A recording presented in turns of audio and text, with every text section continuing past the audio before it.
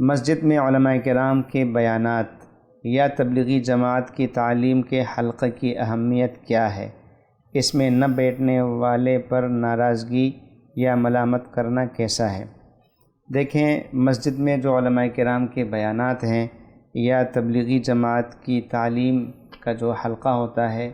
دونوں کی اپنی جگہ بہت بڑی اہمیت ہے، اور مسجد ہی ایک بنیادی وہ جگہ ہے کہ جہاں سے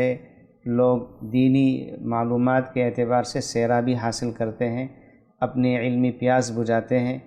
دینی حوالے سے معلومات میں اضافہ ہوتا ہے، اور عملی زندگی کے لیے انسان کو وہاں سے رہنمائی ملتی ہے۔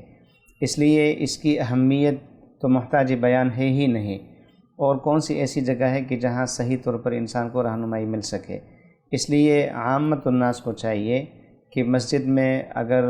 علماء کرام کے بیانات ہوں یا تبلیغی جماعت کا حلقہ ہو، اس میں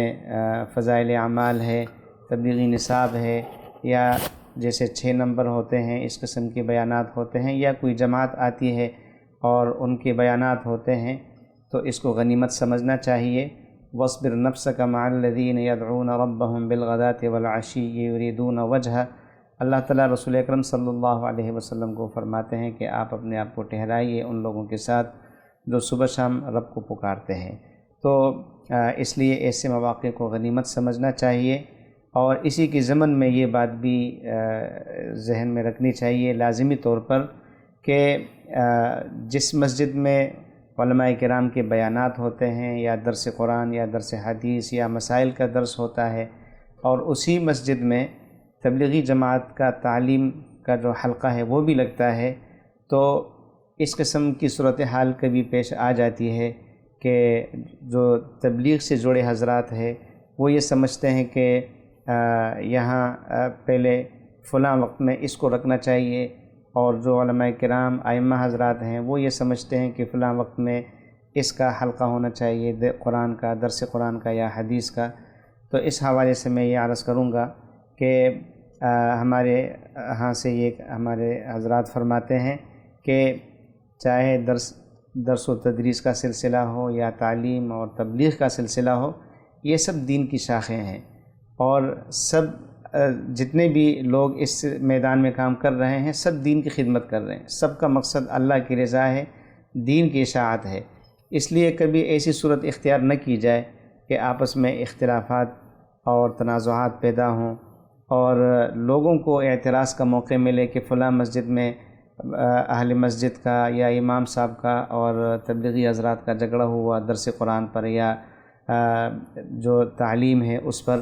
تو یہ ایسی چیز نہیں ہے کہ اس پر لڑا جائے، بلکہ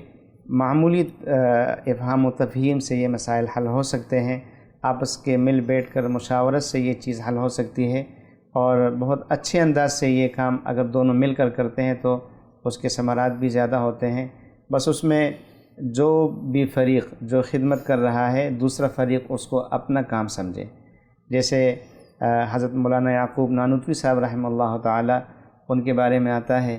کہ وہ اگر کسی جگہ مسجد میں جھاڑو لگانے والے کو بھی دیکھتے تو فرماتے ہیں کہ بھائی یہ کام تو میرا تھا، اللہ تعالیٰ آپ کو جزائے خیر دے کہ آپ نے میرے ذمے کا کام اپنے ذمے لے لیا، ورنہ یہ کام مجھے کرنا چاہیے تھا۔ تو جو بھی دین کی خدمت کر رہا ہے یہ سمجھے کہ یہ کام مجھے کرنا چاہیے تھا، اللہ اس کو جزائے خیر دے کہ اس نے یہ کام سنبھال لیا اور میں اس کے بدلے دوسرے کام کے لیے فارغ ہوا۔ تو سارے ہی دین کی وہ ہیں، خدمت کی مختلف شکلیں ہیں، اور سبھی کا مقصد اللہ کو راضی کرنا اور رسول اکرم صلی اللہ علیہ وسلم کی سنتوں کو عام کرنا ہے۔ اس لیے عام لوگوں کو بھی چاہیے کہ وہ علماء کرام کے بیانات میں بھی جم کر بیٹھیں، تعلیم کا جو حلقہ ہوتا ہے اس میں بھی جم کر بیٹھیں۔ یہ بھی مناسب نہیں ہے کہ تعلیم کے حلقے میں تو بڑے اہتمام سے بیٹھیں، درس قرآن میں نہ بیٹھیں۔ یہ بھی مناسب نہیں ہے کہ درس قرآن میں تو بیٹھیں، تعلیم کے حلقے میں نہ بیٹھیں۔ سبھی اپنے شعبے ہیں اور کسی کی مخالفت نہ کریں، بلکہ سب کی حمایت کریں اور سب کو طاقت پہنچائیں اور سب کو طاقتور بنائیں۔ اللہ تعالی ہمیں دین کی صحیح سمجھ اور دین کی صحیح خدمت خلوص کے ساتھ کرنے کی توفیق عطا فرمائے۔